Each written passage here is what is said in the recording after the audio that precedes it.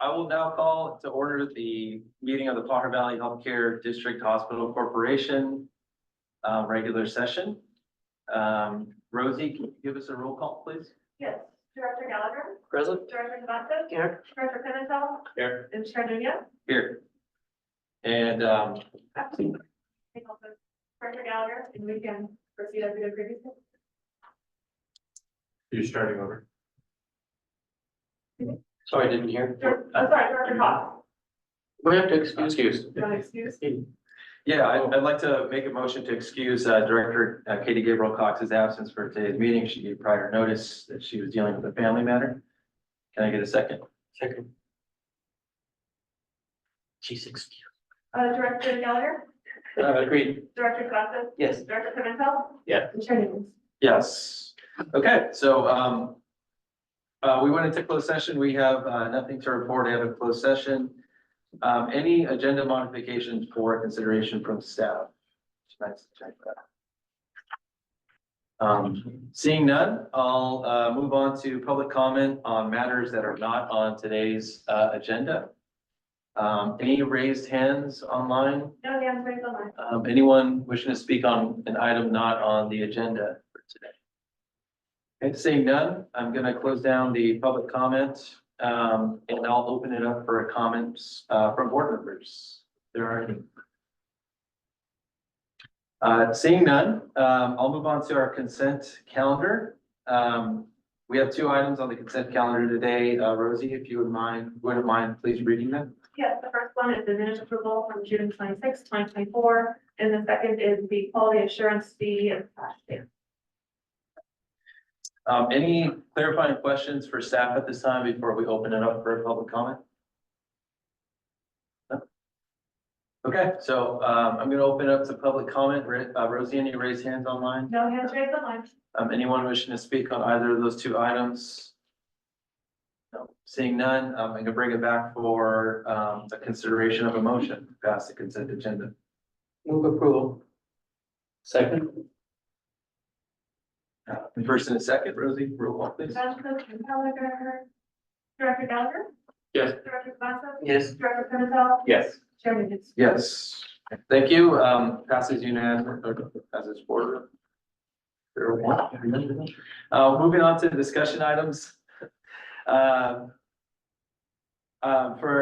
have item number 3. It's 2025 benefits insurance renewal, and I believe we have a presentation from Morgan, the interim human resources director. Hi, everybody.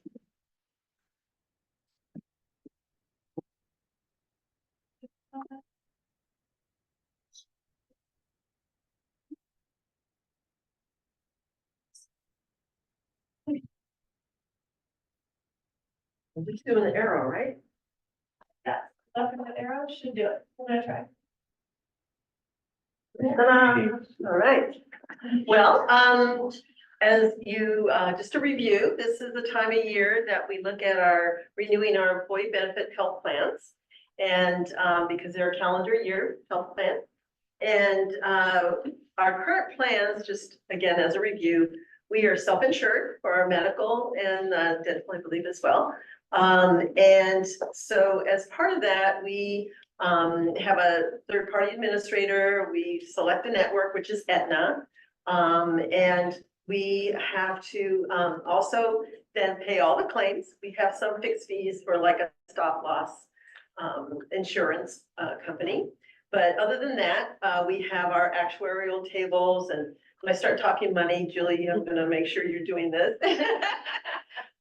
But we estimate what the claims are going to be based on, prior history. And then as those claims incur during the year, we have to pay those every month based on, it could be a lot of claims one month, it could be huge claim one month, not so much the next. So it's really kind of been, in that scenario, kind of challenging from a financial standpoint.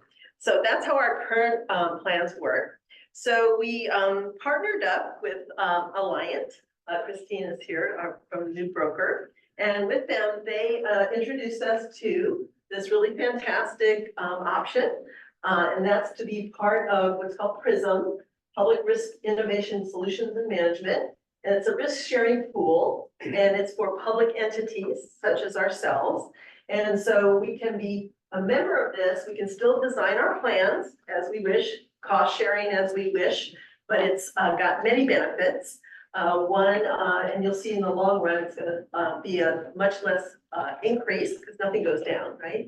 To our costs for next year. And that's what we're proposing to do. 95% of counties, cities, all already do this in California. So we're really glad we can be a member of this. And what this does is gives us an opportunity to share in some pooled expenses and also pay a fixed premium. So that Julie doesn't have to figure out, I'm gonna have a lot of money to pay one month versus another.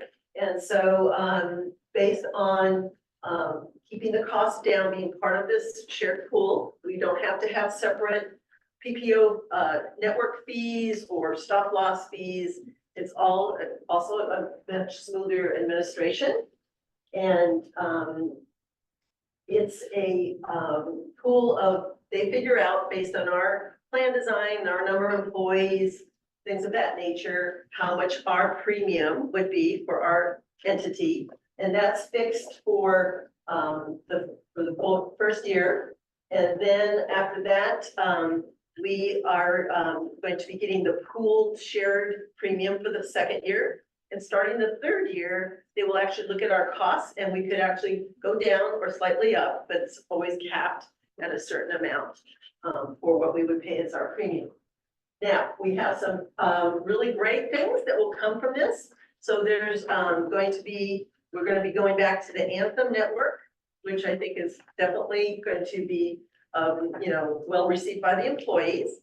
This will include all the Sutter hospitals, will include CHOMP, which has been excluded before under our current plan. We'll keep express scripts for our prescriptions. And there is the same out-of-pocket maximum combined medical and prescription, but they are separate. So the medical in sense is actually less.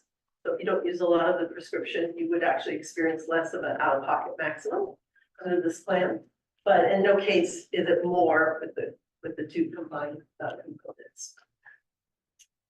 The marketing that our broker did was to compare going with the PRISM model, using our same plan designs, basically, and then comparing it to what the increase would be if we stayed with our current self-insured model.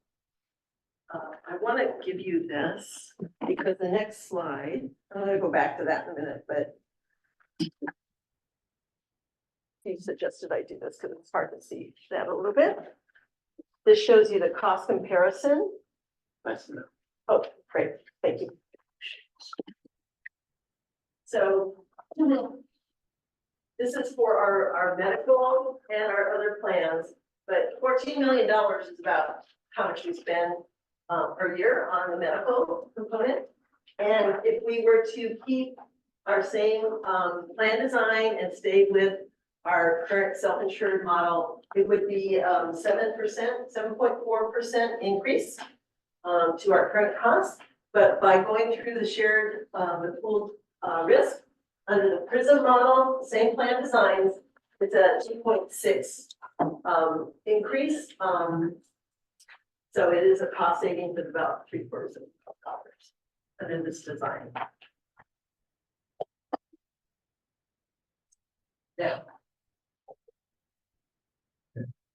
Now the actual employee cost sharing is still, the specifics are being negotiated in contracts that we're bargaining with. But we did put a placeholder of what our current cost sharing is, just to have something there for the employee share. I do want to go back and say one of the other things that we are doing that's going to be a plus for the employees is we're going to have a move to Cigna Dental and plus offering a buy-up plan because currently our dental plan has a certain maximum benefit and does not include orthodontia. And we will keep that plan designed for the current cost.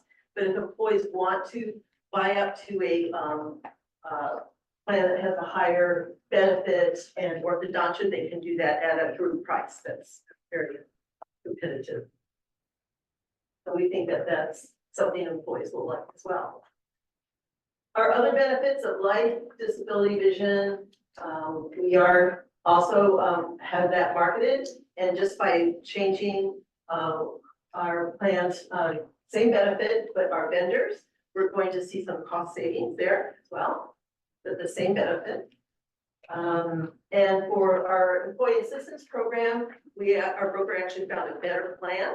No additional costs that will give better benefits to our employees.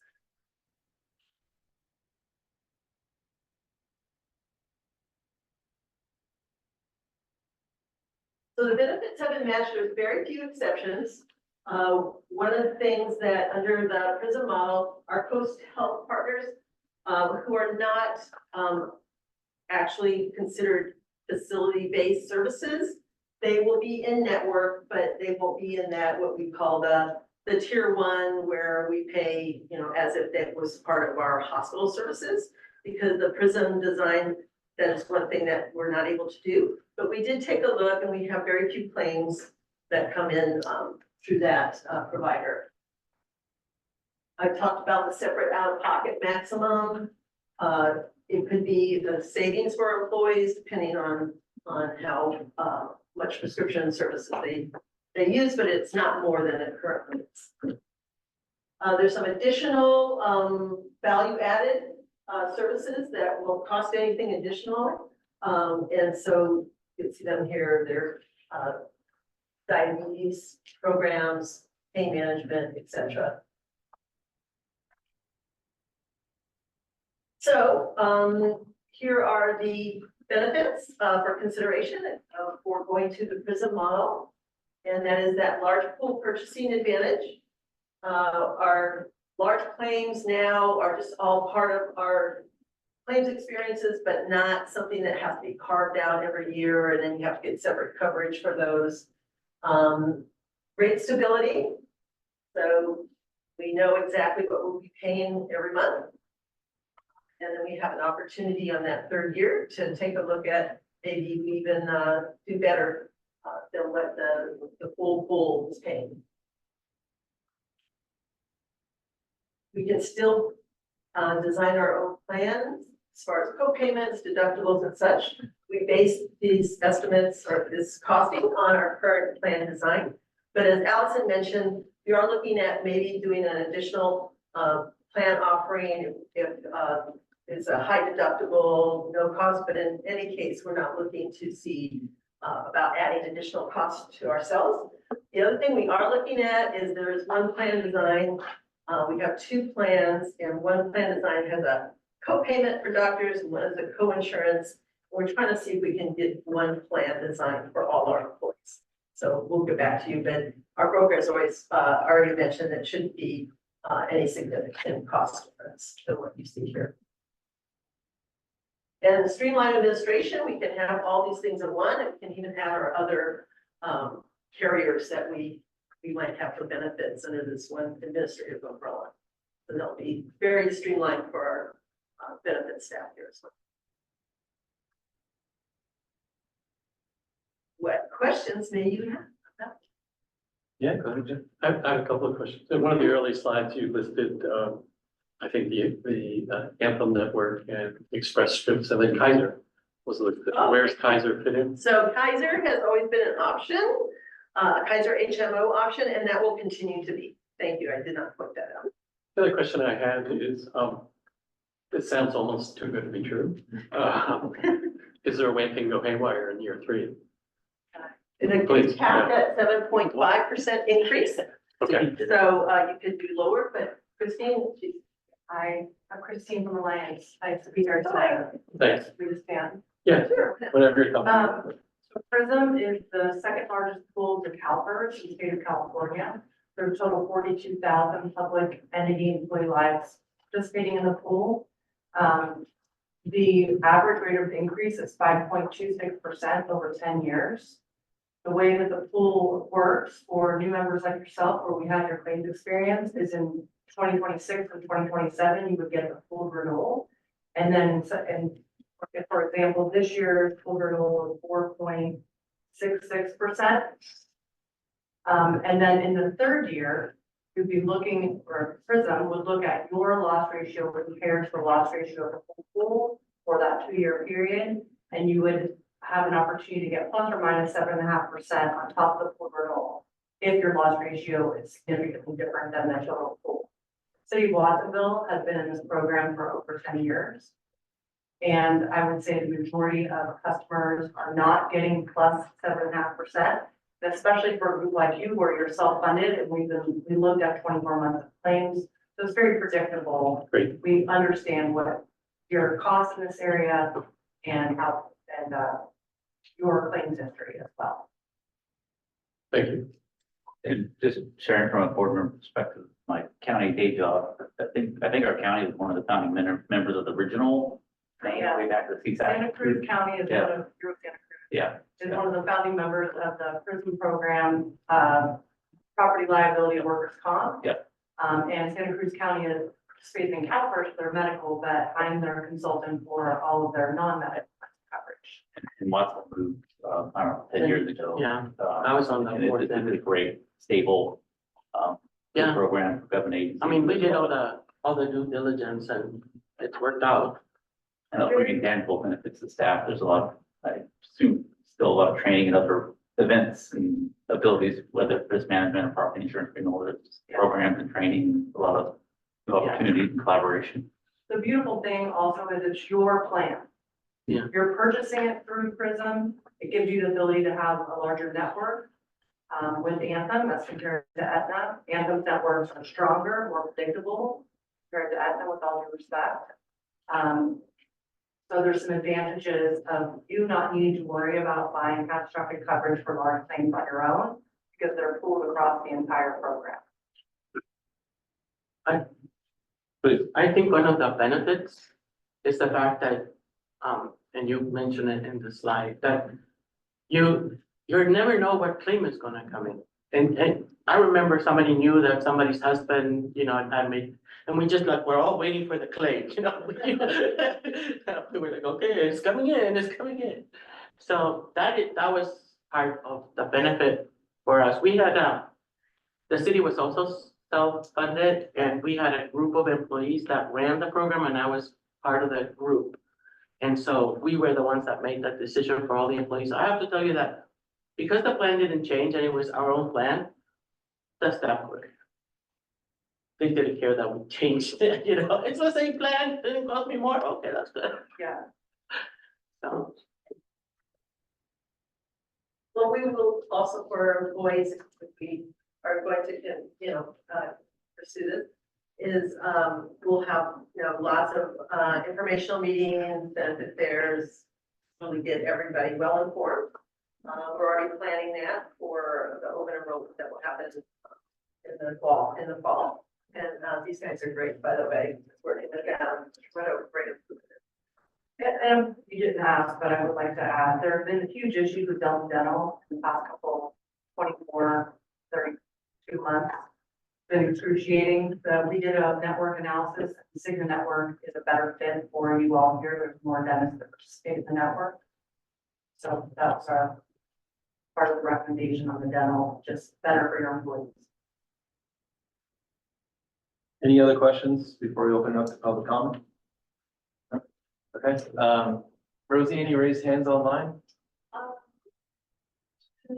No. Anyone wishing to speak on this item, please? Please, you could approach the podium, please. And then, well, feel free to say, any comments, any questions for your 2 minutes, and then we'll, answer them all in one. Okay, I'm just, my curiosity, this is, as access to provided, Anthem. People currently have Aetna, the waiting list to get new providers and if they have a contract, if that's going to be much of an impact, because I know it's very difficult to get new providers, for that. And then what, if there's gonna be clarification around interruption of services, if somebody is in a pre-approved treatment plan of some sort for surgery or therapies, is there gonna be a plan for crossover into that, the treatment plan and an overlap? Because I see that. So those are two things that I would bring up is access and transferability into their current providers and then interruption of the treatment plan. Thank you. Any other comments about this item? No? Seeing none, I'll bring it back. If we could, answer some of Can we those do that? questions, yeah.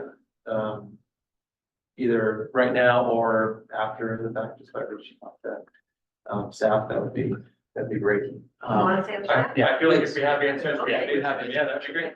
Yeah, please.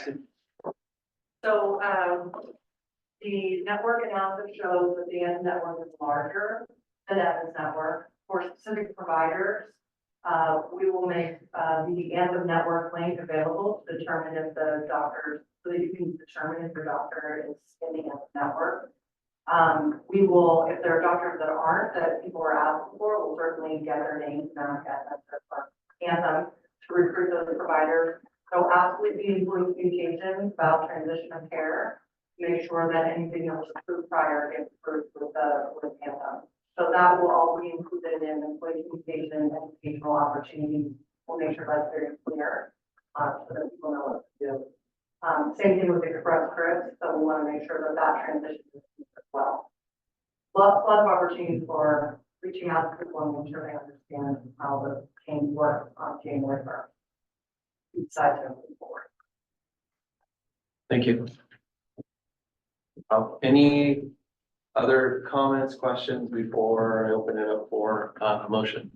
I'd just like to make one. Yeah, of course. As part of the team that's been working with HR and Alliant, and we meet weekly, bi-weekly, we meet a lot. And they've been great because they jumped in even ahead of the contract being signed to help us when Dignity and Aetna were going through their potential termination.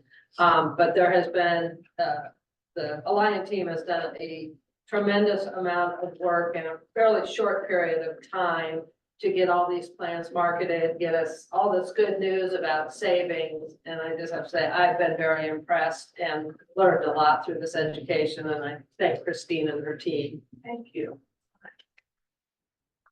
Well, a question, this is Paul, and I appreciate the comments. What will be the communication to staff and plan goes live in January? When's the deadline for employees? Yeah, so we'll have open enrollment and I think we're doing early November. But before then, we're going to have, everything, announcements. There's a series of communications, deadlines, meetings, informational meetings, benefits fairs, videos, all of that. There's a whole plan of communication, so, we'll be definitely, making sure everybody is involved. Thank you. Okay, any other questions or comments before, Tony, I have one other question. yeah, please. With Anthem's panel being bigger than the other one, it implies that it's the other panel plus additional docs. I mean, there is a limited number of docs locally, so is that accurate or an accurate assumption? Well, right now you exclude Sutter, except for one location, so all Sutter doctors will be in. You exclude Champ, they'll be in. And, it's my understanding that some of the issues that you had when you went from Aetna to Anthem were behavioral health. So more providers in that, Okay, just Anthem, Aetna, generally speaking, statewide. gotcha. Thank you. Okay, seeing no other questions or comments, I'll entertain a motion. And, happy to read the motion out loud. I'll move staff recommendation. Second, Thank you. I have to Gallagher. Director Gallagher. Yes. Director Bassett. Yes. Director Patel. Yeah. Yes. Thank you. Thank you. Thank you. We're gonna move on to item number 4 now. That's our Chief Executive Officer report. That's from Stephen Graham. Steve, whenever you're ready. Thank you. slide deck, and I'm gonna go over some performance updates, and then I'll segue into some other good news that are some things that we're working on. So a reminder about our strategic priorities, and I'll go through the dashboard now, which highlights the key metrics for the hospital priorities. We'll also have a little bit of a discussion about a couple of about both of the district strategic priorities at some point during this evening's festivities.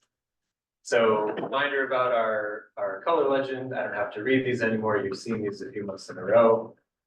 We did have a little bit of a backslide on a couple of the items in the June dashboard, so I'll talk a little bit about those as we move forward, but we've had some good sustaining practice in most of the other areas. So in quality and patient experience, we are still at baseline on both metrics.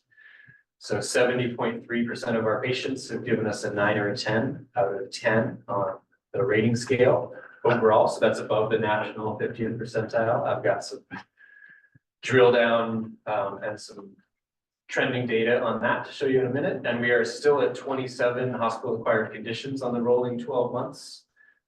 Better than the 32 that we had in 2023, but not quite at our 50% reduction that we're hoping to achieve for 2024. So a little bit of a drill down on patient experience. So these are all of the domains that are in the patient experience survey. So I'll walk you through this. If you look down at the bottom, you'll see the words that list the different domains. So communication with nurses. So stand over there. I can't see that. Sorry. Okay, I'll share. Communication with nurses, communication with doctors, staff responsiveness, communication about medicines, cleanliness, quietness, discharge info, care transitions, likelihood to recommend the hospital, and rating the hospital. So the green bars are the percent of patients who give us the sort of the top rating. And the yellow dot and number is the national percentile, how we rank against other hospitals, the rest of the other hospitals in the country. So if we're at the 50th percentile, we're as good or better than half of the other hospitals in the country. So you can see, you know, some of these we do really, really well. Discharge info, we're at the 88th percentile nationally.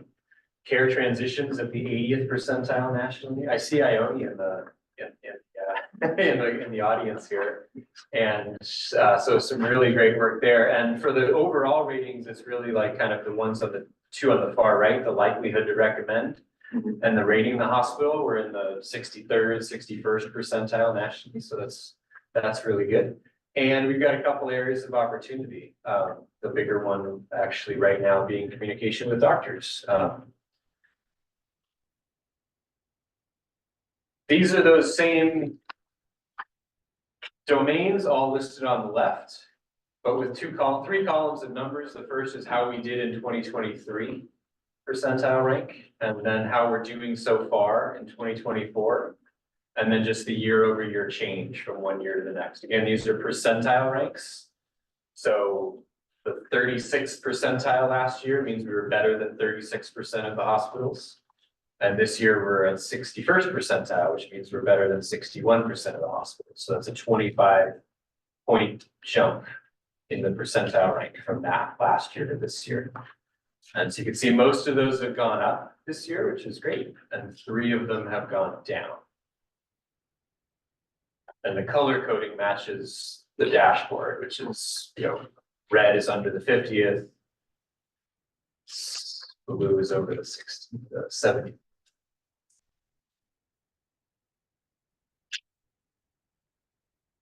Usually I take questions at the end, but this is a lot, so I'm happy to stop. Yeah, and take thoughts or questions on HCAHPS before I move on.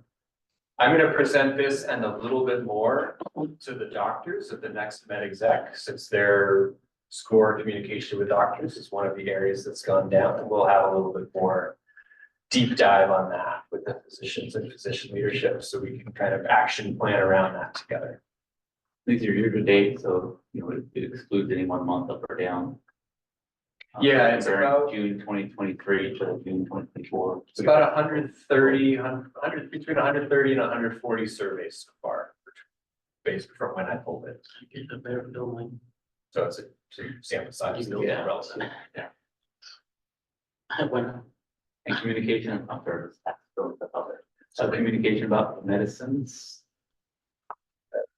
Just remind me, like, what's the driver in that? Is that patient's perspective about?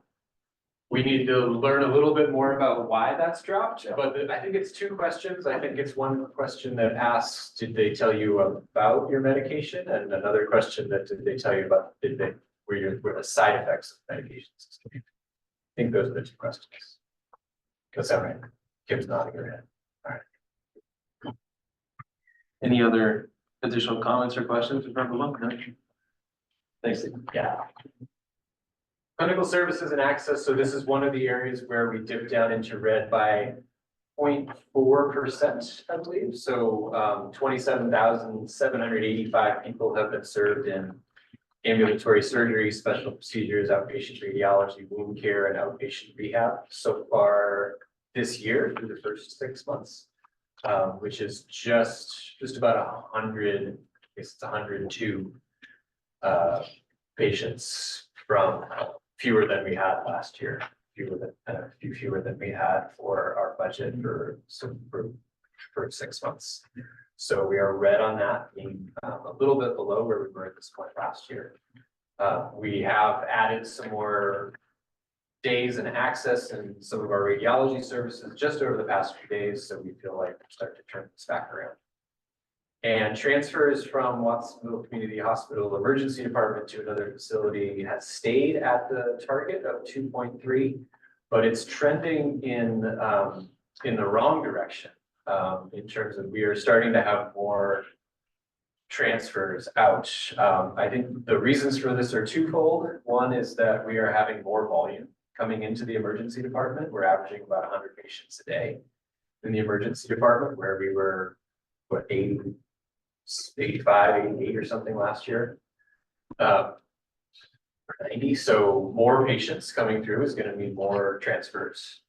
And we're also taking more patients, more psych patients. So the agreement that we have with the county to bring pediatric patients who are in mental health, behavioral health crises is bringing more patients to us. And then by definition, we don't have an ability to take care of those folks as inpatients. So when they do need ongoing care, they get transferred. And so that's increasing our transfer rate as well. And so these numbers, I think this number is going to be even higher for July. So I would imagine that this is going to fall, that green is going to turn white before it goes back in the other direction to blue. So we're going to continue to keep an eye on this, and keep an eye on the reasons. And here's a little pie chart that shows the reasons for transfers so far through the first 6 months. So you can see the biggest one is psychiatry, adults and peds, that's combined. Interventional radiology is the next one. Hopefully when we open our cath lab, we'll be able to keep some of those patients, not all of them, but some of them. And then neurosurgery, which, we might never have, that might never be a service line that we're offering. So we'll always transfer those folks. Non-psychiatric pediatric subspecialties, so pediatric surgery, pediatric subspecialties, and then trauma, gastroenterology. And gastroenterology happens, but it's either something that our gastroenterologists don't do, or it's a day that we don't have coverage, which we do have some of those still, though it's better than it was a year ago. I guess, any questions about Any questions transfer here? data? I have a question about trauma. What kind of trauma is coming into the ER as opposed to being flown from the site to trauma centers? Just as a curiosity. Clinical person, you want to answer? Sure. People who self-select to come to Bravo Hall with still trauma patients. Got it. So via ambulance or vehicles, triage in the field criteria is very specific about what those traumas are. Thank you. Anything else before we move on?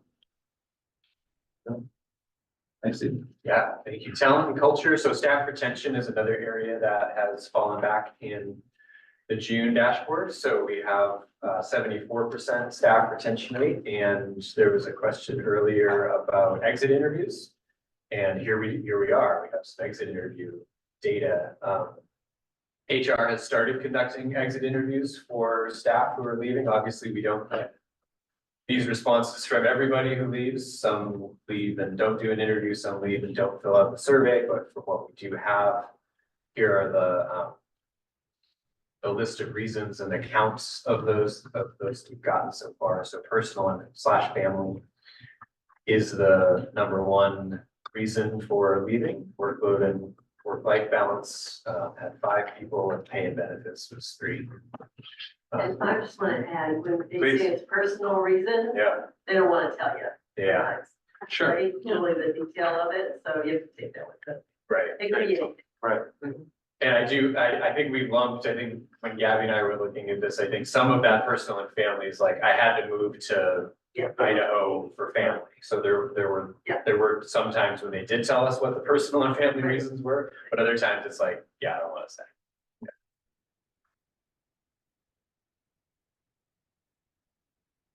And then finally, financial sustainability. So we are still blue on this because we are better than 10% better than budget. But it is a financial loss, so it's about $813,600 loss so far for the calendar year, first 6 months of the year, and Julie will go over that or she does her presentation. But before we get there, I wanted to focus back on our district strategic priorities and provider recruitment. So this is one where we've had some success this year. So these are our coastal healthcare physicians. We have 10 of them. Nephrology, general surgery, cardiology, podiatry, et cetera.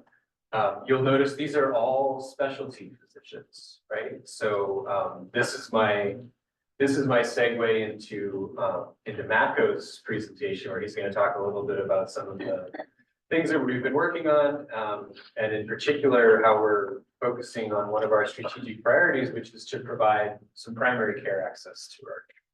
So, Matt, you want to give your operations update? Sure, thank you, Steve. Thank you. On the physicians topic, so, we've had a strategic goal of increasing primary care for our community. And we made the first step towards that. We have a letter of intent signed with a local provider, Dr. Robergo, to bring his practice on to Coastal Health Partners. It's going to give us a platform for recruitment. It's always easier to recruit into an existing practice than creating it from scratch, which we did a number of years back, and it was a really long ramp up. It was about an 18-month ramp up. So this is going to allow us to hit the ground running on primary care. And so really excited about this first step. It's a local provider with an established patient base. I had a meeting today, and we have a new interventional cardiologist joining our community, Dr. Sandhu. Came to the facility today. He's has his application in process and will be joining our call panel as well. So you saw on Steve's previous slide where cardiology was one of the higher transfer rates. Dr. Sandhu is really excited. He's a new provider, just finished up his residence or his fellowship at Kaiser in Los Angeles, where they do 40 to 60 cath lab procedures a day. So he was really working hard, and he said he could do it with his eyes closed after doing it. But he's excited about joining our community, and he's going to be joining Dr. Ochoa's group and doing days in Watsonville. And as I mentioned, he'll be on our cardiology call panel as well. So excited. He's chose to reside in Scotts Valley for the time being. So his family, his wife is finishing up her education as a nurse practitioner, and he has 3 children that he's looking forward to getting settled and stop moving around. He's been all over the place developing his career, so he's excited to join our community. Along the physician front, the residency program, we had the residency program start this week, and we have our first 2 providers here, Dara Lopez and Christopher Romo, both joining and working here. Dara was born in Hawaii and has lived extensively in Brazil, and is excited about working within our community. And Christopher mostly resided in Sacramento, so he's somewhat local. Some of the other residents have a closer local connection, either from the Santa Cruz area. I think there's two that are from the Santa Cruz County area, so we're excited to have these providers working here and hopefully deciding to make this their home after they finish. On the pharmacy front, we were approved as a 340B facility a while back, and now we're working on getting that launched and activated in our outpatient pharmacy. We have an expected go live date of September 1st. The 340B program allows us to purchase pharmaceuticals at a discounted rate. So we're not going to see increased reimbursement from this, but we'll see a decrease in expense. So we're excited about that. Some of the analyses that were completed indicate that there's a great opportunity for savings there. So we should start seeing that in September and really benefit from it coming years. On the disaster preparedness front, the county does a annual active shooter exercise at various places. This year it was at Aptos High School. We had a contingent of 6 members of the hospital attend that event. We had 4 nurses from the ED and ED Tech and our ESC coordinator, our care coordinator, who's in the audience actually, Robin's out there. And so it was a really great exercise. They learned a lot and got to participate actively in the event. So they came back really reinvigorated and excited about emergency preparedness, which is a great thing because we want to be prepared. They say hope is not a plan. So last but not least, Coastal Health Partners. We have renovations underway at 1820 Main Street. There was an issue with the building, so the landlord is making the necessary changes to correct that. They're currently building out some exam rooms, and we'll be relocating the exam rooms into the rear of that space to the front. So when it's all said and done, we won't have incurred any capital expense, and also we'll have the same amount of exam rooms as previously in a smaller footprint.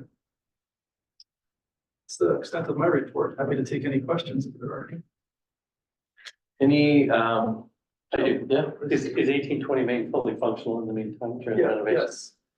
Fully functional being relative, there's construction happening, but they are seeing patients. They have exam rooms and They have exam rooms. They have all their exam rooms. Well, all their exam rooms are intact. The treatment room is under construction right now, but they are seeing patients. And it's Great. The other question I have was about the Ochoa group. Is anybody else in the group planning to use the cath lab here? At this time, we have not heard anybody else, but Dr. Sanders is very excited. He toured the cath lab today and he said it smelled like a new car to him. Nice. He said it's like a Corvette that's idling and he's raring to go. And I'm not sure you can answer the question. Dr. Joy was recruiting as well for somebody else. He Do is, you know if that's in process still? he is actively recruiting. I don't know the status of that, but he is bringing on people into his practice. Okay, thank you. any other, go ahead, More Mark. questions, great news about the institution, community as well. Glad to see him join Coastal Health Partners, this practice and in this patient base. When do we have an anticipated, 6 months away, 2 months away, a year away? It's I think we have and Lupe actually is in the audience. I believe we have an estimated go live. Is it October or November? For double relevant? Yes. It would be November 1st. November 1st. So it's coming up. And I guess segue dotted line to the cath lab session, is that the last element? Are we, once we have providers ready to go, are we? We are still completing our application for TCI. So we had the initial approval, pre-licensing. Yeah. It's for the diagnostic, which is what we had previously, but we want the interventions, and it makes sense to wait for that licensure before we start. And bringing providers into the community that are eager and excited to participate here with patients that have previously gone elsewhere will just increase that patient group for us and help some with the volume necessary to maintain that cap out in an appropriate way. I'll be eager to see the projection when we pull that into the budget discussion. Yeah. Thank you. Yeah, 2 other questions come to mind. First, as far as the cath lab, does it look like it's a green light from receiving hospitals for people that need to get transferred, or do we? We have transfer agreements in place to facilities already. And then another question I had was, did the residents start at OB or which service was OB? Yes. Thanks. Any other questions before we open it up for, Still have a nursing update. oh, I'm sorry. Got it. Hi, Hi, good evening. Sorry, I'm making you crank your neck a little bit. No, it's good. So from a nursing perspective, we continue with our skills days I mentioned here previously, focusing on evidence-based practice review and setting standards for expectations for our nursing teams. We are currently underway with reviewing the nursing staffing matrix, which will help us set the 2025 staffing budget and productivity budget. So a lot of work is going into that, and huge thanks to all of the nursing leaders who are in our audience, as well as Julie and her team, who are going to help us build out those productivity standards. Additionally, we are working on, especially we've had a very busy few days in the emergency departments, looking at what does our winter surge planning look like from a staffing perspective, as well as a facility responsiveness perspective. So working on building an escalation, and we'll likely review that plan here with this group in the future. And last, but certainly not least, and very important, we are going to be getting our volunteer services underway again. And so we have a wonderful person who's volunteered to be the leader of the volunteers. And so really excited to be bringing that back and hoping that we can include some spiritual services as well as on-site services with volunteers. Any questions? Nursing update? I have a question about the volunteer. Is that through what has traditionally been the Pink Ladies or the Service League, or is it I don't else? think we call them that anymore. No, we don't. Yes, It's we an are- old term. I understand it's yeah, an yeah, archaic term. Yeah. Service League. Thanks. Just for my knowledge, spiritual services, that includes. Okay. So thinking about, we have definitely identified a palliative care need here, looking at end of life care, old care conversations. And one thing that I do notice that we don't have spiritual service volunteers here. And that's pretty much of a standard in medical centers. And so looking at, we have a few folks who are interested, working with our foundation directors as well, connected to the spiritual community as well. So looking at all denominations and making sure that we have the ability to offer that spiritual support to our patients. Yeah, that's huge for a community like ours. That's awesome. Any other questions about any of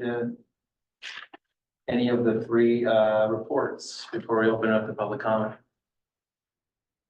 I have just, I guess just a general question. I'd love to talk to all of, well, both of you after the fact that, for any additional stuff, but,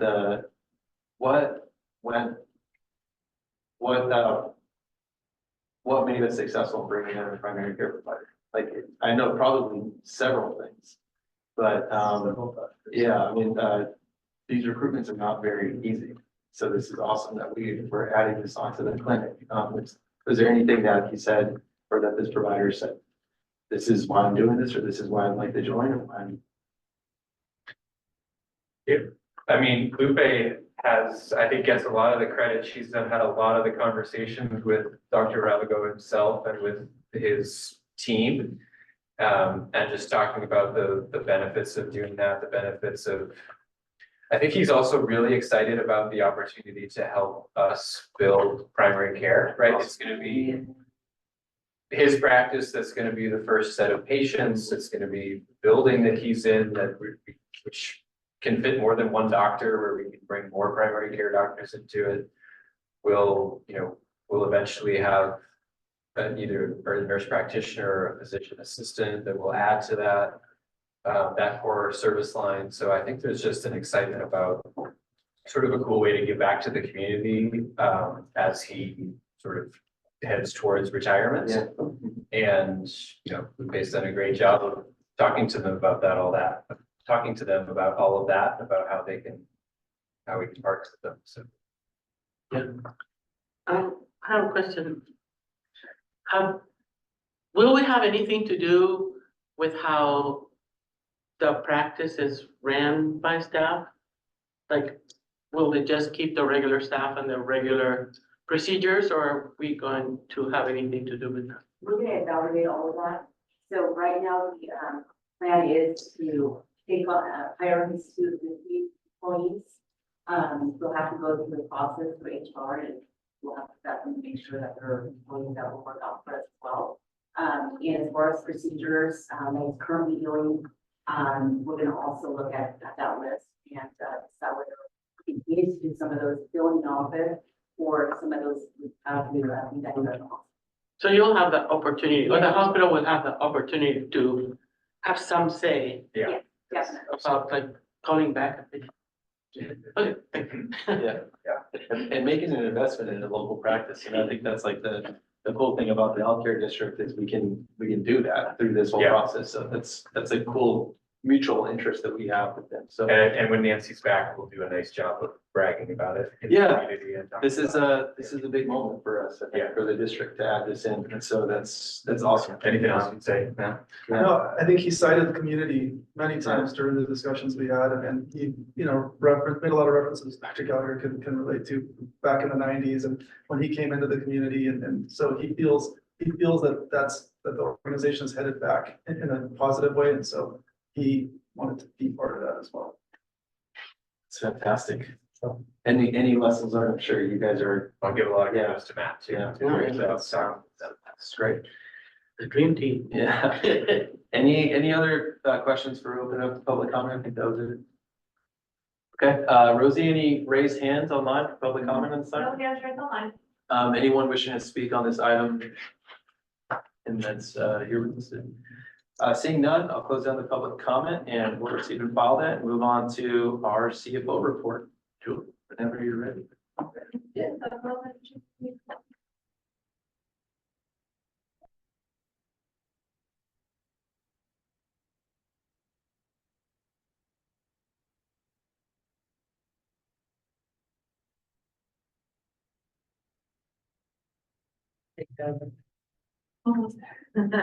Yeah, sheriff.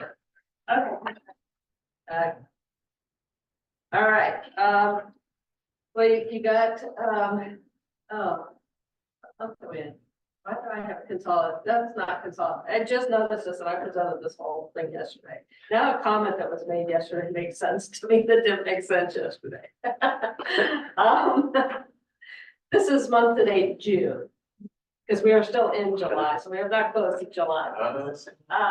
Somebody made the comment, thanks for the preview of July, and I'm like, did I get the preview of July and not realize it? Now I know. Okay, so this is month to date, and I apologize for the step on the slide. You know, as Steve mentioned, it was a month where we lost money, and so our year to date is an overall loss. But really, you know, this was two items, you know, the volume was probably the largest driver here, in terms of, we had really low volume, and I'll show you some of the slides and some of the trends of volume.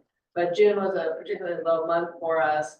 And so we weren't able to generate the net revenue just to cover, you know, basic fixed costs. I commend the departments, I think, did a great job trying to flex to the lower volumes as much as they could. And that's, you know, you can see where we do have some favorability in our labor expense. And of course, there's only so much you can flex, you know, and still maintain the core staffing. As we look at it from a year-to-date basis, you can see that, we are 813,590 loss for the year, but still beating our budget by $1.1 million. And you know, generally everything that we've been seeing month over month kind of continues to be the same story. Supplies is our, you know, kind of largest unfavorable variance that we've been spending a lot of time drilling into.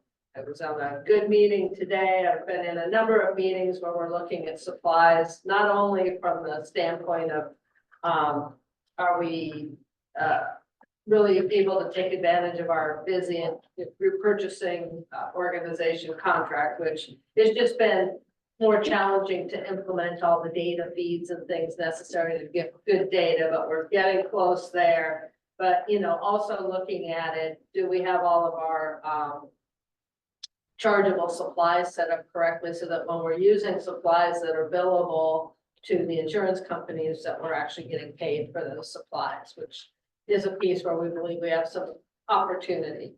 So there's going to be a lot of focus in this area for a good period of time forward.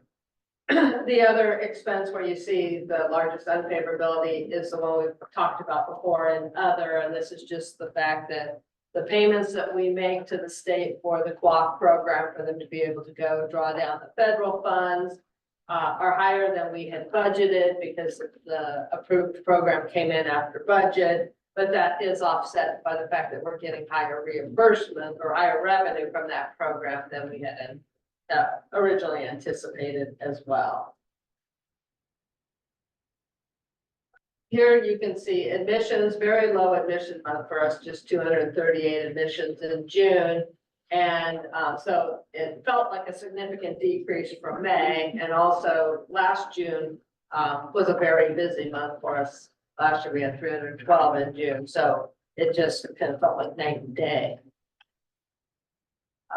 Deliveries, this was also a very low delivery month. It's very rare that I see deliveries below the 60s, and we were at 48 for the month.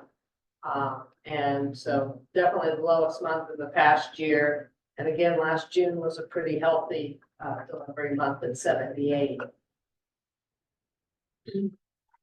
So this was the first time I think I've seen a full month where the average daily census fell below 30. We ended at 29.4 as our average daily census. And primarily we saw that fewer days in OB as well as our ICU.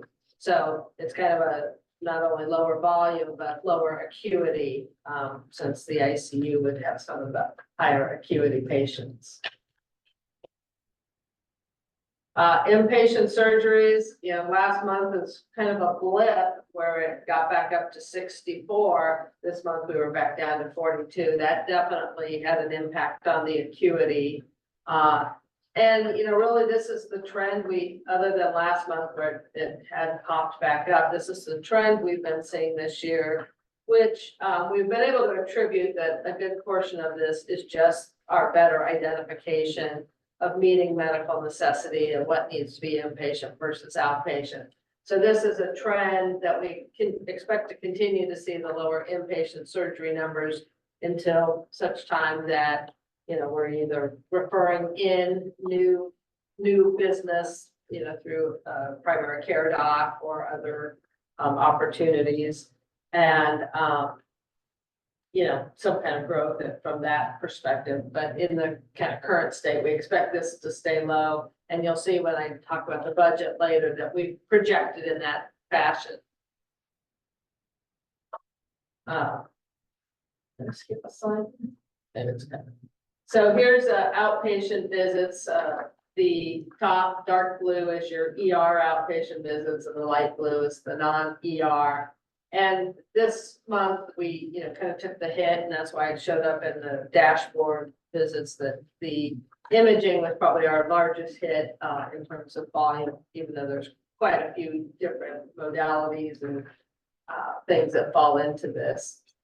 And then, the other thing that we just kind of observed was it felt like a bigger hit because we had a really busy Memorial Day weekend kind of spike in some of the visits in the ER around that time. And then, so it felt like, there was kind of a drop off in ER visits. Still very busy. They averaged almost 93 visits a day, but we had kind of spiked in May. Here's the kind of inpatient versus outpatient surgery. So the lighter blue is your outpatient surgeries. And this was a dip in June. We had 113, which, last year we were never, we were often in the low 100s. And then we kind of started out with a bang in January, February with 130, 150. So it's tapered off a bit the last 3 months, but it's still higher than where we were operating last year. And again, some of that is that shift from inpatient to outpatient volume. And then, some of it is, these are some areas where we are seeing some growing volumes. And a lot of times, a lot of this has been in the general surgery, the podiatry, and the fact that we have some GI volume here that we didn't have last year. We did see a drop off in the robot assisted cases. This was one of our lower months with just 11 cases. But as I understand it, we did also June's a month where physicians and surgeons take some vacations. So there was some PTO time in there. Then we're summer vacations. Inpatient payer mix. you know, for the most part, paramedics was pretty solid this month. We had 14.3% in the commercial, so we were up from prior month. Most of the drop off came out of the managed Medi-Cal where the Alliance is, but they're still a strong 39%. And then we did have a pickup, in just the fee-for-service Medicare for about 3%. And on the outpatient side, you know, this always trends pretty consistently, but again, we picked up about 1.5% on the commercial side. We were up to 24.8%. So that's, you know, one of our higher commercial months. And a slight drop in the purple, which is the Alliance, but still almost 48% of our outpatient and ER is on the Alliance side. So that is the normal monthly finance report. Any questions on this? Or do you comments before we open up for public comment? I have a question. It's a kind of a can of worms question. So, are outpatient surgeries at least as profitable as the inpatient? I mean, I remember lots of different cases that used to be done as inpatients are now done. People go home the same day. Is that reimbursement? Well, I mean, we don't have great tools to really get into the nitty gritty of that, but you know, typically your outpatient procedures are going to return a positive contribution margin. Where, you know, the inpatient cases where the surgery is often lumped in, you know, with the real board, they're not separately payable. Right. And so a lot of times those are not going to be as profitable. I would say too, it depends. Yeah. On the case, Yeah. right? And I know that from previous experience, we haven't looked at it here and with our payer mix, it differs by payer as well, but from past experience, the shift from inpatient total joints, for instance, to outpatient total joints has been a net negative financially for hospitals. Yeah, you can do more of them theoretically, and they don't take up a bed, but the reimbursement is less. Yeah, and I mean, you know, the challenge for us is not like we can choose to, Right. well, let's just do it and Yeah. it's gonna be more financially beneficial. Right. I mean, the payers are smart, they've written into things, it's like, you know, I mean, they would drive all the outpatient business to an ASC if they could. Understood. That's what I was saying. Are we still doing many joints, or I thought they all had gone to surgery centers? There's not a lot of joints being done at our hospital. Any questions? Any other questions?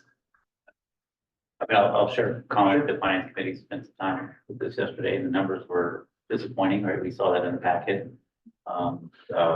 Year to date, we were break even up until June.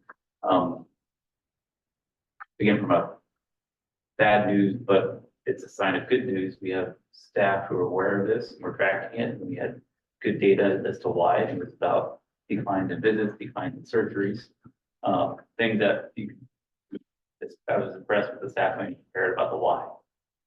So that really helped to understand that. And we hope some of it's a one-off. We hope, you know, some of it will be policy procedures. Well, fix some of it. So I appreciated how it was presented and during the finance committee meeting, anybody wants to watch out. And there's active conversations from staff about creative ideas about how to problem solve and future trend things. So it was a really collaborative. I just continue to be impressed despite the bad news. Did you guys get into some of the drop off in births for this month? And Yes, yeah, we talked about that, about some of the reasons and how there's potential working with our food entities, the primary OB, and be able to collaborate with them and be able to model it, you know, avoid the response that might be slower than we expect. That can help with staffing, so there's a lot of creative ideas that were already in place. So I've been in meetings before in my past career where you show up and say, well, we don't know, we'll figure it out in 3 months. And at the meeting, they're already providing the data, supply, and some solutions, like in the moment, that was refreshing. And I, you know, combined with that know-how for our staff to work on some of the other things. But we don't take it lightly that there's a $800,000 loss in one, that really turned our year to the negative, but year to date, we're still ahead of budget, which is kind of weird. We projected the year to be worse, so we're still have some opportunities. any other questions before we open up to public comment? I do have maybe just comments, I guess, and so I'll open up the public comment, first. I'll come back. Rosie, any raise hand on? Anyone, wants to speak about this item for? Seeing none, Julie, can we go back to the, just like the outpatient, yeah, just the mix there? I guess there was, and maybe it's better to look at like overall visits. What I was afraid of is with people getting kicked off of Medi-Cal over the last year from not, having like the automatic reapplication process and now having to actually reapply. And, you know, being in the human services industry and in a nonprofit, just seeing like how difficult that was for a lot of families. I'm really encouraged that it looks like from year over year, especially from last year when that policy went into place, we're not missing a lot of our managed care patients, and I've done a good job of, I don't know, you know, where along the service line, of reapplying and getting back onto the their Medi-Cal plan. And I mean, kudos to the Alliance, kudos to us, to our team as well too. It seems like we've done a really great job. And so I was really afraid that we would see a pretty steady decline in that, but, it looks great. The Alliance was very proactive on that front in terms of projecting, you know, that they expected to lose 17–18%, and they did. But they were also working, you know, very diligently, and partnered with us, gave us materials to put in the emergency room, to hand out, you know, hit doctor's office, wherever places to, you know, and I think they had their own outreach to members to make sure that they were, you know, either reapplying or landing when they could. So I don't know of the initial loss, what they've been able to gain back, but they were very proud. Yeah, and then the implementation this year of Medi-Cal for All, I don't know what sort of, you know, increase we'll see for that, just from undocumented population, but just seeing that throughout the summer, which is where, you know, the largest portion of our undocumented individuals have injuries, out working in the fields or wherever industry they might be working in, to see that we're not seeing a huge drop off on a month-to-month rolling basis, that's encouraging as well too. And so that's. And I think the other part of that, if you look up at the top, the Yeah. little orange sliver up there, that's self-pay, uninsured. And so, you know, people that present to our emergency room as uninsured, or even if they presented at hospital, most of it's coming through the emergency room. You know, we immediately start trying to get them linked to some sort of program, whether it be the Alliance, Medi-Cal, or some other program. And, you know, you always have some that will be non-responsive to the inquiries. We have a vendor that helps us with this. Our team locally does a bit of work, and then we pass it off to the vendor to take it through. And they're pretty successful in their conversions, but, you know, they do always report to us a certain amount that, you know, we're probably scared, even with the new rules, they're probably scared to claim their status. To do any sort of totally, benefits claim or anything like that. It's, you know, with our volume growing, it's a testament that we, you know, just see that orange bar getting larger and larger. Yeah, that's great. That's great to hear. I hear it all the time from people in agriculture. It's like, they're like, we're paying this money every single year for insurance plans no one signs up for. You know, but this is good. This is good data. This is good to see. Especially the managed care Medi-Cal being that strong. This is awesome. They're such a great partner to us, you know, Totally. you're almost as happy for them that they're able to be that strong. Cool. Any other comments before I close this off? Go into item number 6. Yeah, seeing that, Julie, you're back up. I'm back up. Wait for my partner in crime. Okay, so, now that we're kind of full on swing into budget, and a lot of work goes on, and it has been a busy times as we've been bouncing between budget and some of the other big ticket projects that are going on. But I've got an update here want to give you some levels of detail, but believe me, you don't want to live in our world right now unless you're really a big fan of spreadsheets. And no, Marcus, you can't. You might want to, but no.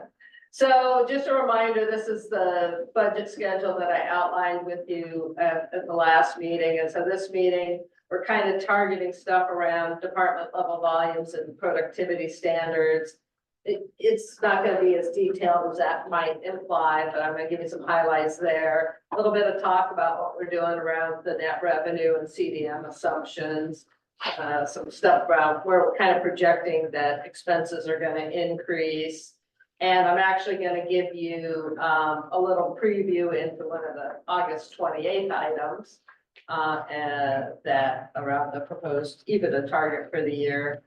And I still have to update the slide to say that we're really going to try to get the budget approved by November 20th because that's when the meeting is.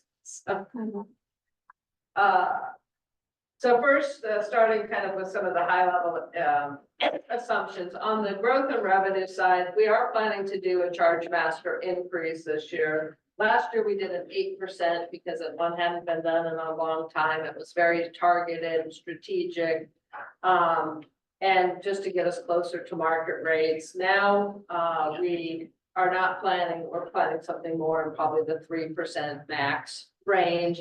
Again, we're not going to just cross the board. We're going to go and try to target some of our top service lines. We know just looking at our accounts receivable that surgery, ED, observation, labor and delivery, and just our room rates are where we have the most outstanding accounts receivable, the highest volume, and also some opportunities to potentially net something.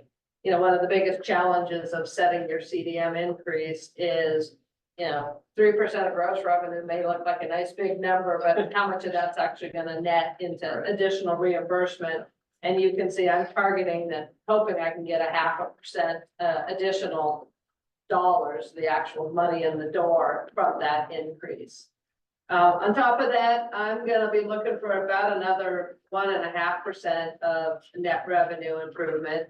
This is going to come from the continued work that the revenue cycle team does to improve our collections and our ways that we go after denials or short payments or anything. This is also where payer mix shifts kind of come into play and, potentially just volume growth that we aren't necessarily budgeting for, but that we manage to achieve. Then on the inpatient side, admissions, we're looking at about a 1% volume increase. And some of these assumptions are driven by things like having more on-site intensivist coverage than we previously had, being able to impact the fewer transfers out of the ED, the GI coverage, things like that. On the outpatient side, outpatient volume continues to grow. There continues to be, demand out there as we struggle to meet all the demand that might be out there. So it's overall 2%. We have some things that are actually going up a little bit higher. And then overall, the surgical case increases are about 8% total. That's a mix inpatient, outpatient. On the expense side,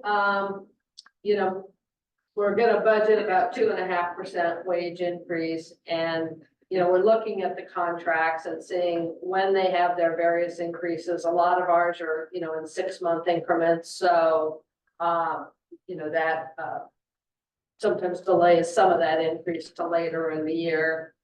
As we've seen from our budget, from our benefits presentation, we're looking at about a 2.5% increase. On the benefits side, we're still drilling into, trying to get as specific as we can in the major categories. So some of these numbers may change. And when we don't really have a number, we're kind of looking at CPI, which is really about 3.2% right now. But from what we know, a lot of things are going to be more in the 3.3% range, and utilities kind of continues to Yeah. grow, so 3.9 there, but I think that's better than what we've seen in some of the prior years around utilities. It was growing at a pretty rapid rate there for a bit.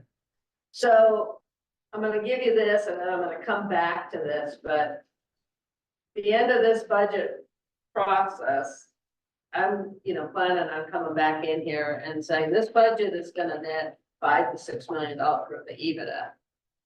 So just hang that thought for a minute and we'll get back there. Okay, did a little bit of work on payer mix, just because, as I mentioned earlier, some of this assumption that maybe I can get some more net revenue from payer mix shift comes from the fact that I just have kind of looked at where we've been, where are we headed. And, and again, I always try to be, as conservative as possible because, I don't have any guaranteed crystal ball on these things. But what you can see is I looked at all of 2023 and then I looked at the last 12 months. So just kind of progressing us forward in the rolling 12. And so say take the top line of Medicare, we had 30% in 2023, that's down to 28.5, could dip off a little bit further. And really what I'm looking at, as you can imagine, is that commercial line. I was at 14.7, now I'm at 15.1.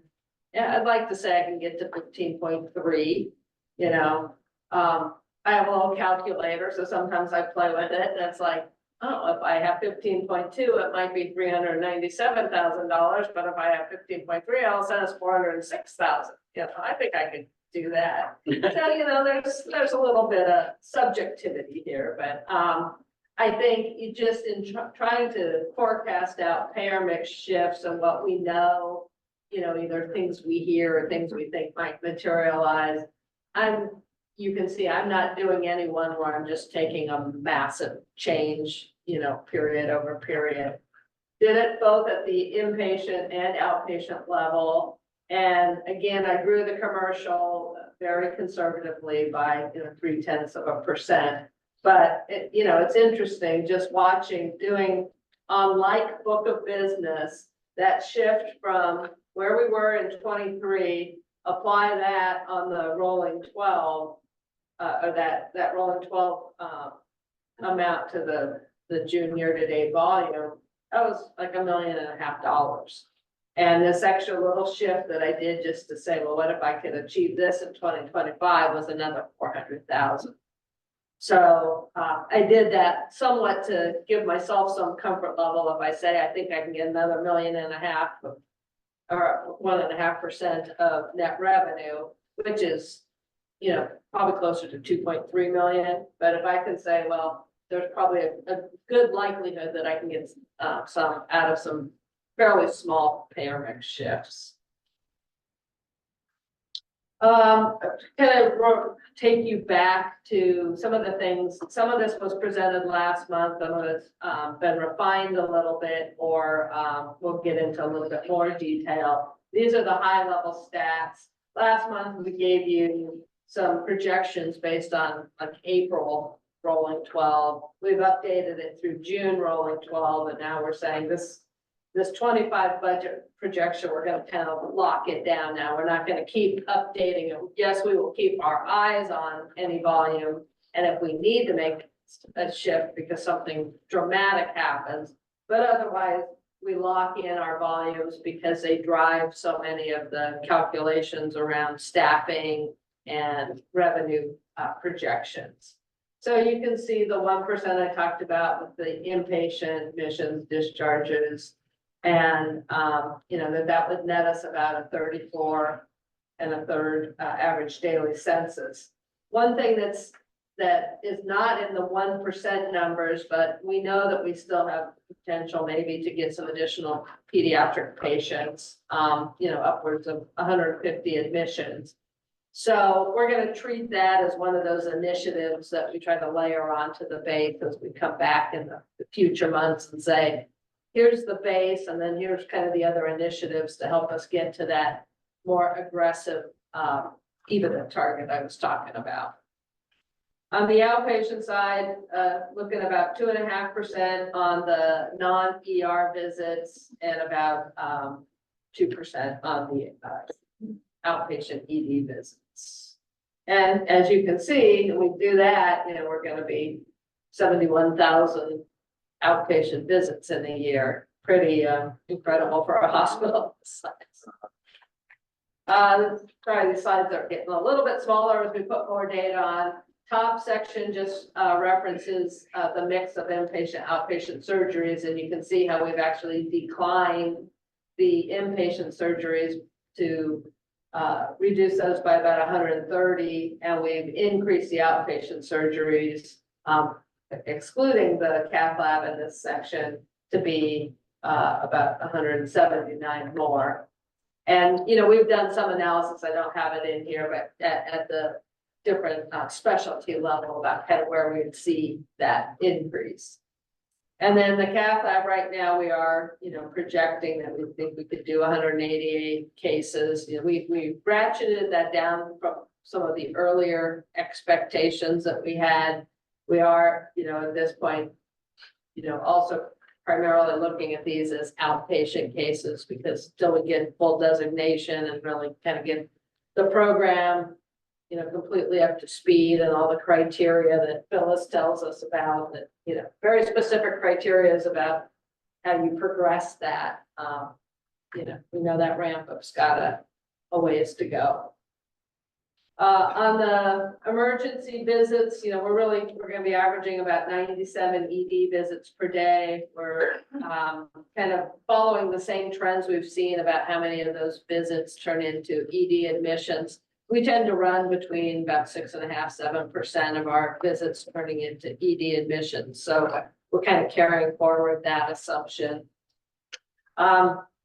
Just a couple other lines here. We didn't take you all the way down to the department by department level detail, but some of the more ones you might be interested in, deliveries, we're hopeful that the month of June is not an indicator so much as what our other trend has been, and then, we should get at least 815 deliveries next year, and just the modest 1% increase.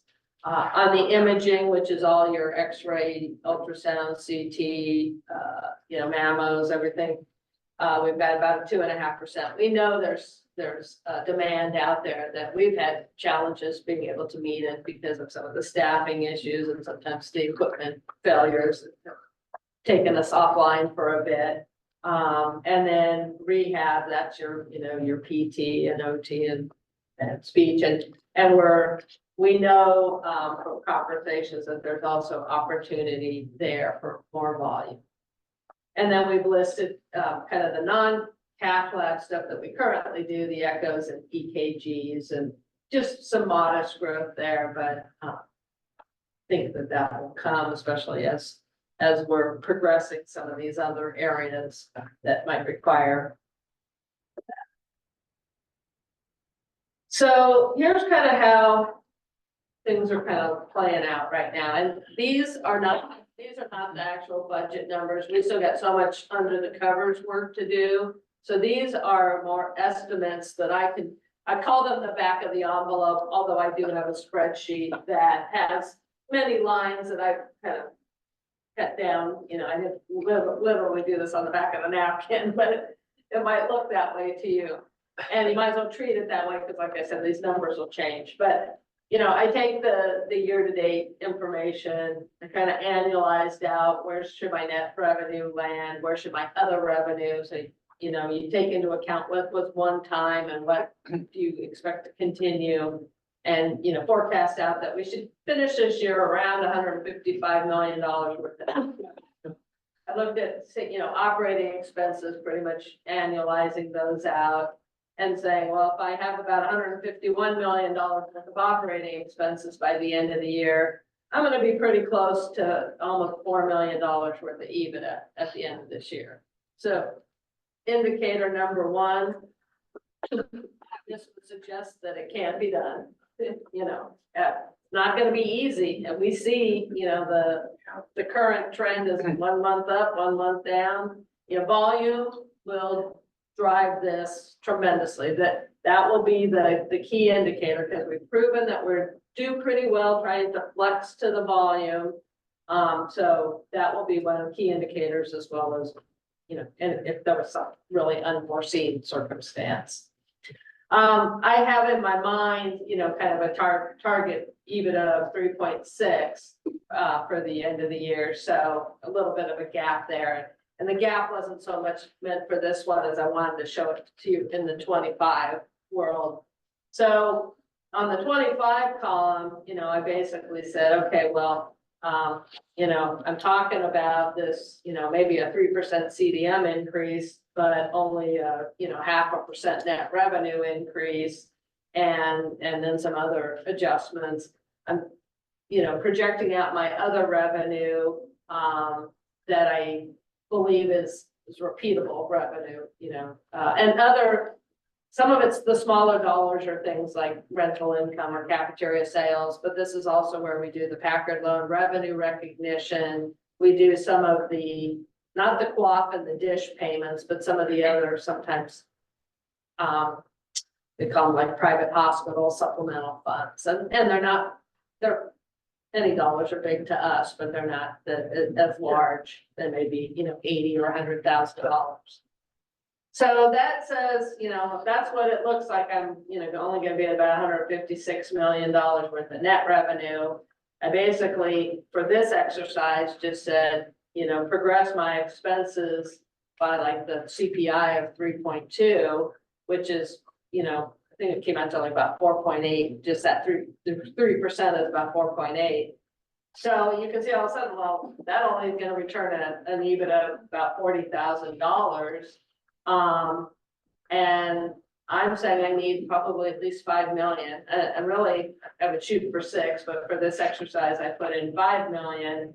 And so you can see, that tells me the gap that we have to work on during this budget process. And, we're starting to look at it. I think, probably half of that, or maybe not quite half of that, but close, will come on the revenue side. And the rest of it's gonna have to come on the expense side through productivity improvements, some of the supply chain work we're looking at, and, anything else we can do.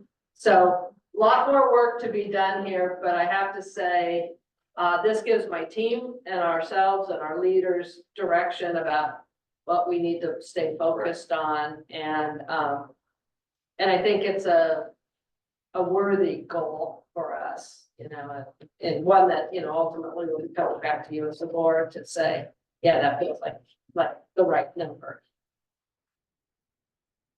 I wanted to, this is not a full FTE analysis. We are still knee deep in the whole labor standard of work and productivity analysis, and especially Phyllis working with her leaders and with the finance team to kind of redefine their staffing grids and how to set their productivity standards.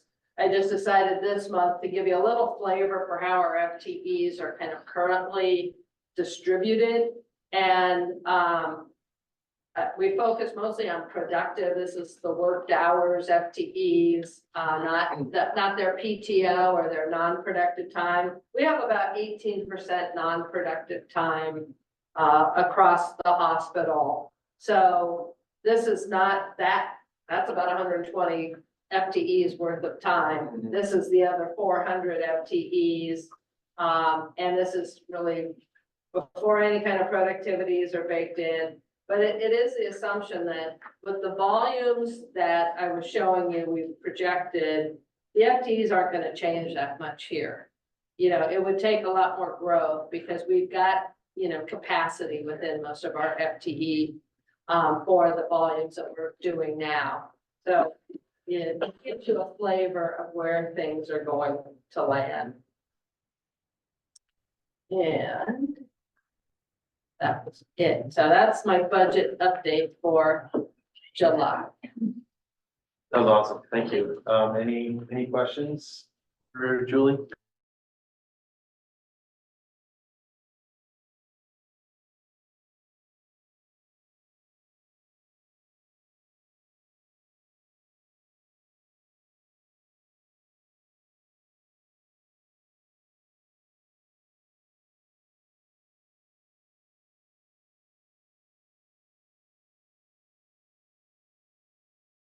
5 million EBITDA with a 4.9 million gap.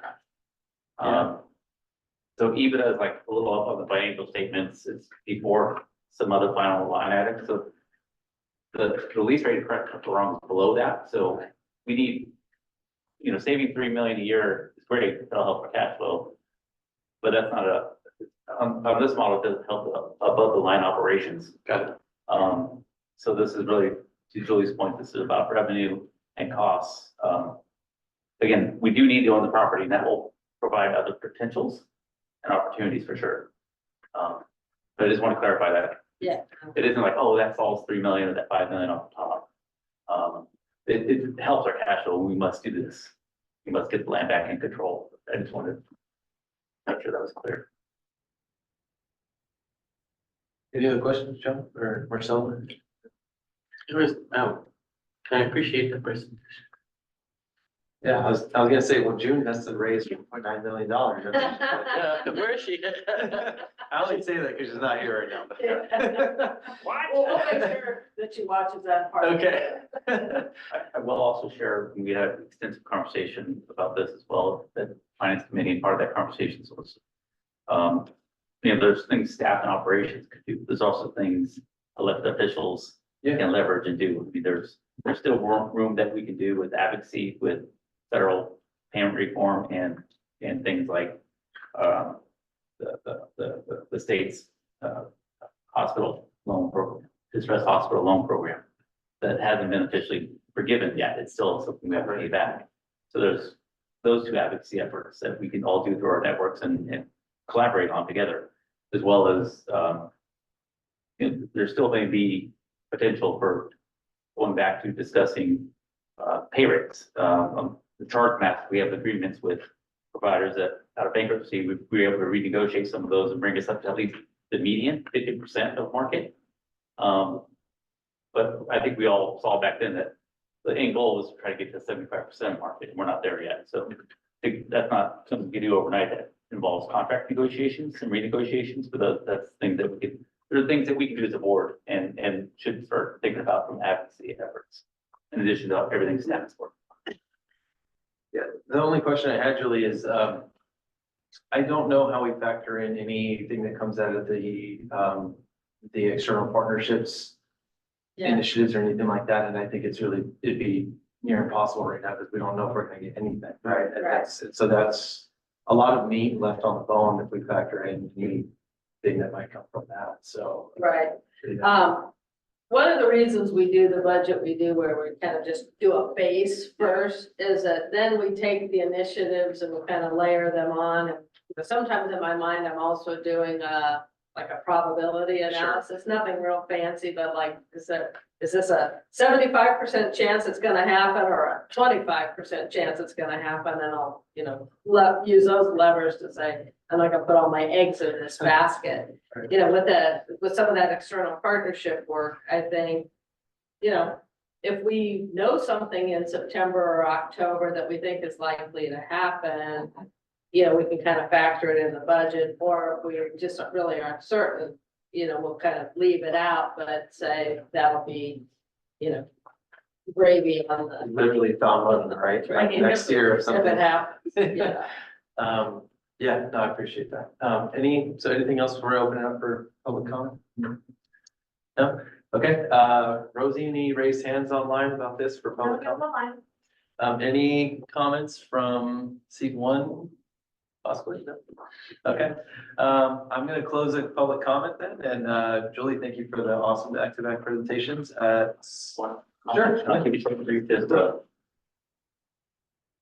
I have to make sure I'm not an easy pleaser. But I say this a lot, like, it's July, we're getting really detailed projections the year that starts in January. From a city perspective, that would be like getting this data to the board in February, and typically in city, boards don't do this until April. So like, we're already 2 months ahead of where like many of the cities are at as far as presenting and working with community partners on projection and stuff. So I just, I know staff have bigger aspirations and we all want to get there, but I just really appreciate in 1 year, all the progress we made and how we're already getting down into the metrics of the budget. So thank you. And the whole team, and everybody. Yeah, seriously. Okay,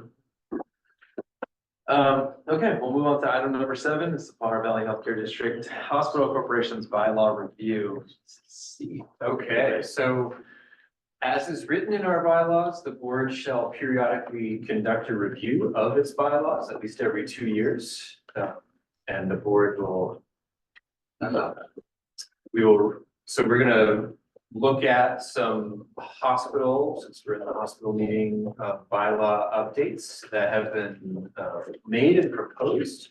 But a request for the approval of those will be made at a later date, so we're not doing that today. This is really just for discussion and feedback. Some of you have already given me feedback over email, which is great. Some of the changes that have been made to the hospital bylaws, a lot of formatting changes. All the references to PVHCDHC have been changed to hospital so that we can read it. We've added some clarity to a number of sections inside Article 4. So actions regarding actions taken on policies. 4.2 talks about the number of board members, which references section 4.11, which specifically talks about interested directors and how we deal with changes there. We've added clarity to section 5.2 as to when new officers take office. We've added some language around alternate for committees and added changes to memberships for the committees that are listed in section 6.5. We added section 8.5, which talks about periodic reporting to the district, or as it's called in the bylaws, the member. That's a member equals district. Noel can tell us why, if we want to know. And then just added clarity around the approval of proposed bylaw revisions. So happy to take any comments now. As I said, this is really just for discussion today and won't be approved until a later date. Any comments or questions for Steve or for Noel as well too, that we have here today? Go ahead, Marcel. Is it our intent to form the district committee in 2025? The district. To do the districts, no, to separate that, Oh, to do the 5 zones. yeah, We will do that. it's due in during 2026. During calendar year 2025, so that it will be ready for the election in 2026. Yeah, that's what I thought, but this doesn't discuss the components of that group, who's gonna work on that districting? Will we Yeah, open that? We haven't done any work on it yet, so we haven't put anything. Because we're gonna need the formalized GIS to about it. look at the population in the districts and also, Yeah, so we need a lot of time, that was what. absolutely. You. We will. But yeah, it goes fast, so we Yeah. have to start in 25. BBK has provided a whole Oh, good. project plan for how we do that. Oh, good, Yes. because I know they're contentious. And so, they can be. Yes, but it's for creating the districts, yeah. Understood. So Gerrymandering. you were hoping to see like more of a like solidified, here's the group that's gonna determine. Well, something shall include 2 board members, 2 community members, Oh, I 2 see. staff, We will. something like. We're And not how- ready to put that in this round Yeah. of the bylaw changes. but- Yeah, no, that's okay. I was asking, since I saw that, were we planning on? Mhm. And if and when we do, I would assume it would not be in this No. set of bylaws, but it No, would be in district bylaws. we could just which do a we'll talk motion. about at the next We meeting. can just do a resolution of how to make up the group as a board. Yeah. You don't need to be in any bylaw. Any other questions or comments? I have more, just questions, and I think I'll look back and comment about some ideas about the bylaws. I really appreciate the work, and I'm so grateful to see consistency, brought on board between the two, the hospital and the district, and that using the word hospital and district in the acronym. So I just really appreciate the work and get to hear. I think before we open up to public comment, I think it'd be good, Noel, for you to give us just kind of like a legal description of why we need to make the change or why we're looking to make the change to item number 4.2. And just so the public's aware of it and so they understand what we're doing, what we're not doing, and why we're doing it, or at least proposing it. Sure, and it's actually oh, I'm getting a echo. Maybe it's because Rosie's. I don't have audio on my second machine. Huh. Well, it says our connection's unstable. Maybe that's what it is. I just saw that pop up. Let me you see. wanna- Can you hear me now? Yes, yep. Yeah, but Okay. you're a little delayed. Okay, go ahead. Let's see if it works. So it's a unique situation because of the setup between the public agency, which is the district, and the nonprofit. So the district has 5 elected members who are elected by the public. Anybody can run for that office provided they live in the district and meet certain criteria.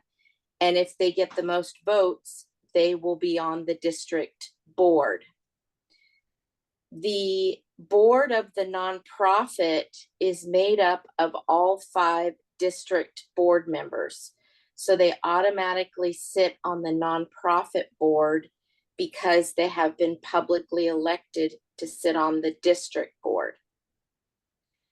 Under nonprofit law, but not district law, there's a rule that if over 49% of the nonprofit directors are considered interested directors, meaning they have a financial connection to the nonprofit, that potentially is an issue for the nonprofit and its nonprofit status. So we needed to figure out a way to make sure that the 5 elected board members who are elected by the district could sit on the nonprofit board, but not upset that 49% threshold. And so the way to do that is in increments, increasing temporarily the board size of the nonprofit so that you're under that 49% threshold, with the understanding that the district board members would always make up a majority of the nonprofit board. Does that make sense? Yeah, I think as we had discussions of how to solve this and the potential potential solutions for something like this, I think it was good to hear that this was a solution that would keep intact people who were publicly elected to the district board onto the hospital board. And so so everyone who wins an election and who is voted in by folks by our constituency will continue to remain on the board of the healthcare district hospital corporation as well too. So that's, I think when we looked at possible updates to the bylaws, considering this, that's what we prioritize. And I say we as in myself and Steve, as we were trying to come up with solutions and what's the best way to move forward if we do eventually come into something like this, approach one of these hurdles. So happy to, I think all of us have reviewed the district bylaws. I think, do we understand that suggested change? I think when I looked at all of them, that was the one that was most complicated in terms from like a legal standpoint, why we're doing it. Just wanted to drill down a little bit more on it, but we all understand, yeah. I hope it never comes to pass. Yeah. It'd be really complicated using, but it's nice that we have how to navigate between the district board, which those 5 governing members by function become the nonprofit board. So I appreciate the work on that. So there's one, I worked on the math a little bit, and there is one potential outcome where if you had every single district board member as a interested board member, then if you add, you would have to have 11 board members total, which would mean that there would be more non-district board members than district board members, which would be problematic. So I think in the very unlikely circumstance that that were to happen, what it means is every district board member would have to have a financial arrangement with the hospital. Yeah. Pretty unlikely that that would happen. But it occurs to me that the math, how the math would work out, you would probably need to have one interested district board member not on the nonprofit. That's what occurs to me right now. There could be some other way to do it, but you want to preserve the majority of the board members being district elected board members. Noel, we're still having a little bit of an issue with Hearing with connection. Yeah, we can hear you just cut out. Can you try turning off your video? Maybe that typically helps. Maybe that'll do it for us. Not. How's that? Is that a little better? Obviously, we'll need you to talk for an extended period of time. Maybe someone else has a question for Noel. But Okay, so did you understand, did you get what I was saying about it in the unlikely scenario, if there's 5 publicly elected members who get financial compensation from the hospital, what to do then? yes, yeah, I think we understand. Yeah. Go ahead. Hopefully it's not in that scenario, but is there a mechanism either in the bylaws, and I can't remember, or in the conflict of interest statement where a board member, an elected board member needs to recuse themselves from a decision because they have a conflict? Is it Yes. somewhere Yes. in our, good enough, thank you. Yes, it fits, but so your district has a financial conflict policy, as does your nonprofit.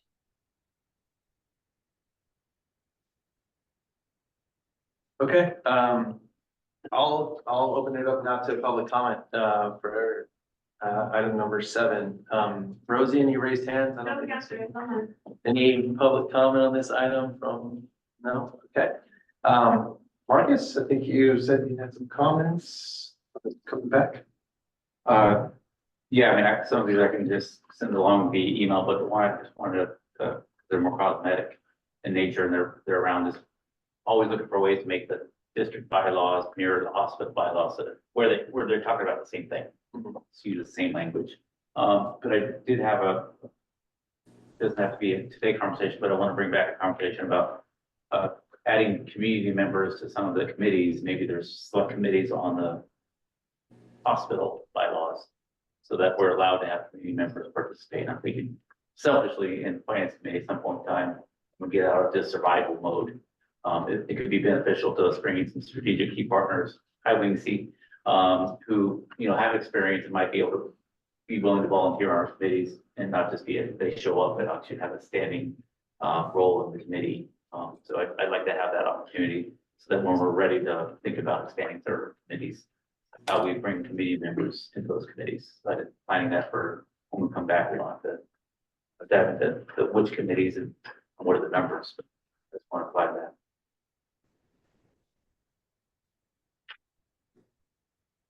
Feedback received, I'm sure.